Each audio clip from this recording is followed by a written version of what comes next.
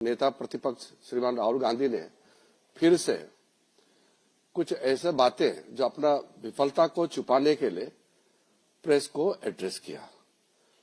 मैं सबसे पहले तो ये कहना चाहता हूं कि पिछले पार्लियामेंट सत्र में एक महिला का तस्वीर लेकर के, मिंता देवी नाम की एक महिला का तस्वीर को टी शर्ट में छपवा करके पार्लियामेंट के परिसर में घूमते रहा और उसको इतना उछला, शाम तक वो महिला ने इतना डांटा कांग्रेस पार्टी को कि उसको उम्र को 124 बता करके जितना बदनाम किया। तो ऐसा नकली फोटोग्राफ, नकली नाम, नकली इश्यू लेकर के राहुल गांधी और कांग्रेस पार्टी समय समय में बोलते रहते हैं, आप सबको अच्छी तरह से मालूम है। आज उन्होंने बिहार में 2 दिन बाद पोलिंग होगा और उससे हट करके हरियाणा का कहानी सुना रहे थे।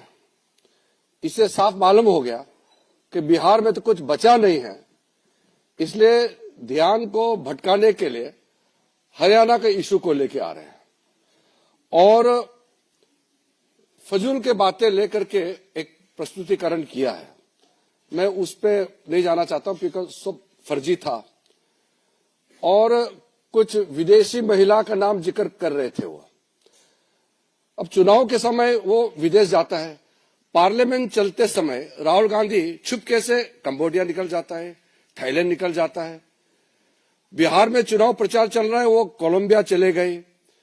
तो वो विदेश जाते रहते हैं, तो उसको विदेश से जो उसको प्रेरणा मिलता है उसको लेकर के उसके कुछ टीम है, वो क्या तैयारी करते हैं उनको दे देता है, फिर आपका समय को बर्बाद करते हैं। नेता प्रतिपक्ष सीरियस मुद्दे पे बात करना चाहिए, फजूल के बातें पे समय व्यर्थ नहीं करना चाहिए, ये मेरा उनको पहला सुझाव है। उन्होंने हरियाणा चुनाव को लेकर के ये कहा कि एग्जिट पोल में कांग्रेस पार्टी जीत रहे थे। अरे एग्जिट पोल, ओपिनियन पोल में हमेशा आप डाउन हुए हैं। हम लोग 2004 में पक्का जीत गया ऐसा हम मान रहे थे और एग्जिट पोल, ओपिनियन पोल पूरा बीजेपी एनडीए को क्लियर कट जिता रहे थे, लेकिन जब काउंटिंग हुआ तो हम हार गए। तो उस समय हमने तो रोना धोना नहीं किया, हमने इलेक्शन कमीशन को गाली नहीं दिया, हमने माना और हमने कांग्रेस और उनके जो यूपीए गठबंधन को हमने बधाइयां दी। हमारा एक्सपेक्टेशन का हिसाब से हमको नतीजा नहीं मिला, फिर भी लोकतंत्र में पराजित हो या जीत हो उसको स्वीकार करना पड़ेगा, ये लोकतंत्र का नियम है। और उसके बाद 2 बार यूपीए सरकार ने 10 साल चलाया। हमने इलेक्शन कमीशन को गाली नहीं दिया, हमने ओपिनियन पोल को गाली नहीं दिया, एग्जिट पोल को हमने कभी गाली नहीं दिया। लेकिन उन्होंने उस समय जब एग्जिट पोल उनका फेवर में गया तो बोलता है बहुत अच्छा, जब विरोध जाता है तो वो मीडिया को गाली देते हैं। ये खेल तो बराबर हम उसको गलत मानते हैं। दूसरा, बार बार राहुल गांधी बोलते हैं वो एटम बम फूटने वाला है। इनका एटम बम कभी फटता क्यों नहीं है? ये कोई विषय को लेकर के गंभीरता से आता नहीं, बोलते कि हाइड्रोजन बम फटेगा। आज का जो विषय को लेकर के मैं तो इतना दुखी हूं कि मैं इसको लेकर के आपसे बात करना पड़ रहा है। हरियाणा में चुनाव चल रहा था, उनके वरिष्ठ नेता कुमारी शैलजा ने उसी समय कहा कि हरियाणा में कांग्रेस जीत नहीं पाएंगे क्योंकि हरियाणा के कांग्रेस के नेता ही हराना चाहते हैं। अभी 3 दिन पहले उनके एक फॉर्मर मिनिस्टर ने कांग्रेस से इस्तीफा दिया और ये भी कहा कि कांग्रेस हरियाणा में इसलिए हारा कि कांग्रेस के नेता ही काम नहीं कर रहे थे और खुद ही हरा रहे हैं। और फिर कांग्रेस के जो वहां के प्रदेश अध्यक्ष, उनका नाम है राव नरेंद्र सिंह, उन्होंने कहा कि वहां तालमेल ही नहीं है ग्रास रूट में कांग्रेस पार्टी का, कैसे जीत सकते हैं? जब उनके नेता, कांग्रेस के नेता ही कह रहे हैं कि वो अपने वजह से हारे हैं और यहां राहुल गांधी कह रहे हैं वोट चोरी हो गया, इलेक्शन कमीशन को गाली दे रहे हैं। इस तरीके के आप बात करेंगे तो कौन विश्वास करेंगे? बार बार चुनाव हारने के बाद भी सबक नहीं सीखते हैं। कांग्रेस के कई नेता हमसे मिले हैं, बहुत दुखी है। वो कह रहे हैं कि राहुल गांधी जब तक उनका नेता रहेगा कांग्रेस जीत नहीं सकते हैं, और वो ईवीएम को गाली दे रहे हैं। तो इसलिए मैं आपको बहुत साफ साफ कहना चाहता हूं, एक सिंपल प्रोसेस को मैं बहुत शॉर्ट में कहना चाहता हूं, क्योंकि कॉम्प्लिकेटेड नहीं है सिस्टम। हमारा लोकतंत्र बहुत साफ है। हमारा इलेक्शन प्रक्रिया में सबसे पहले इलेक्शन कमीशन इलेक्शन को चलाते हैं। तो इलेक्शन कमीशन का बात मैं आपको नहीं कहूंगा, क्योंकि इलेक्शन कमीशन खुद ही कहेंगे।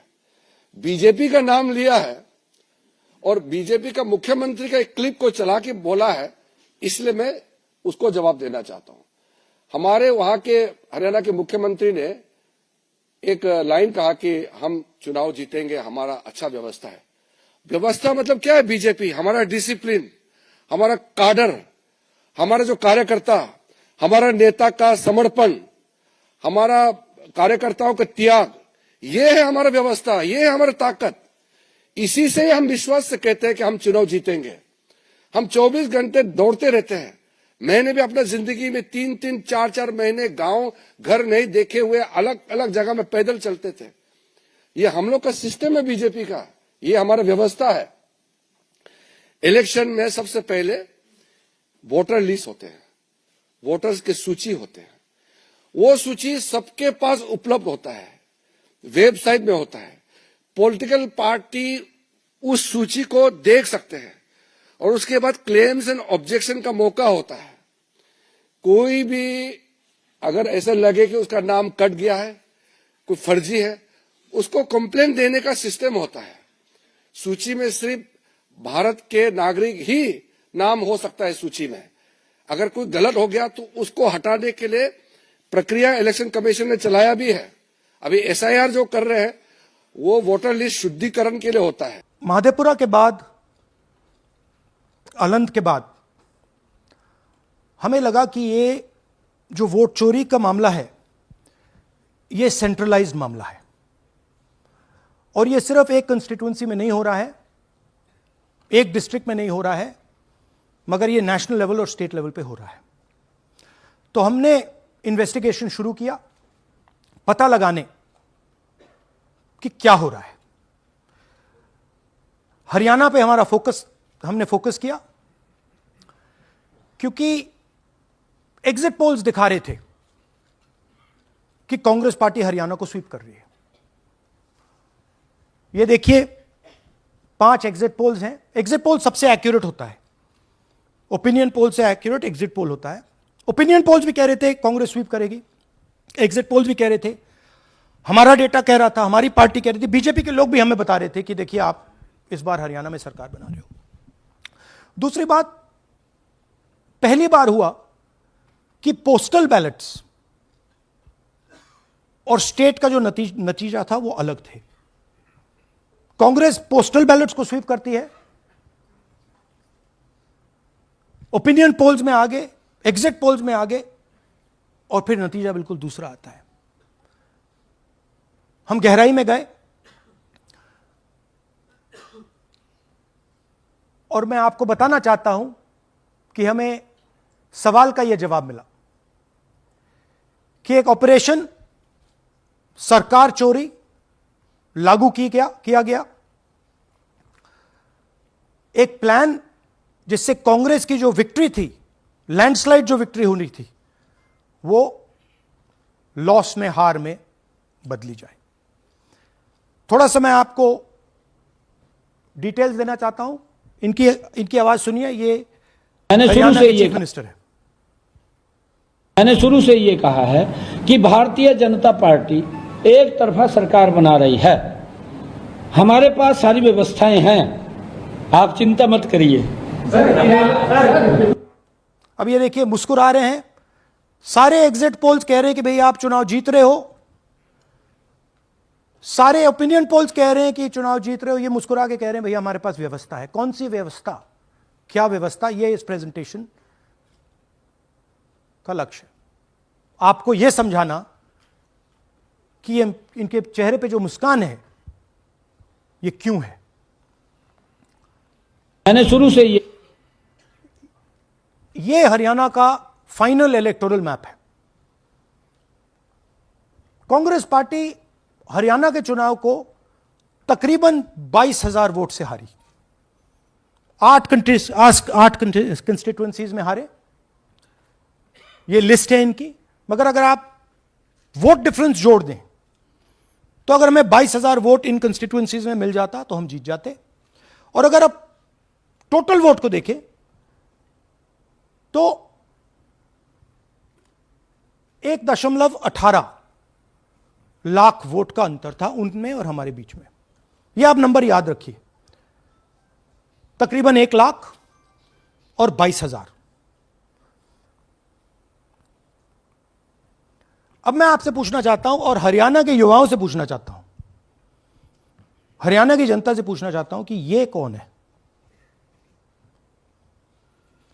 इसकी एज क्या है, यह कहां की है, इसका नाम क्या है,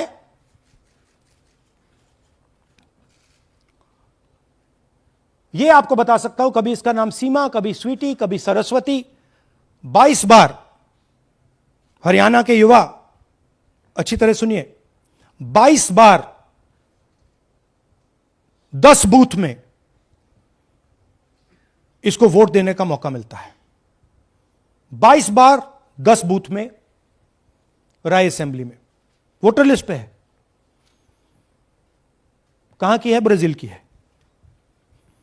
हरियाणा की नहीं है, हिंदुस्तान की नहीं है, ब्राजील की है, मॉडल है। हरियाणा की वोटर लिस्ट पे है। चेक करना है तो वो उस पे आप उसको स्कैन कर दीजिए, देख लीजिए। इससे क्या पता लगता है? इससे पता लगता है कि यह सेंट्रलाइज्ड ऑपरेशन है। क्यों? क्योंकि यह 10 बूथ में इसकी फोटो आती है। इसका मतलब यह बीएलओ का काम नहीं है। यह सेंटर से डेटाबेस में यह डाला गया है। ब्राजील की महिला 22 बार 10 बूथों में हरियाणा में वोट कर रही है।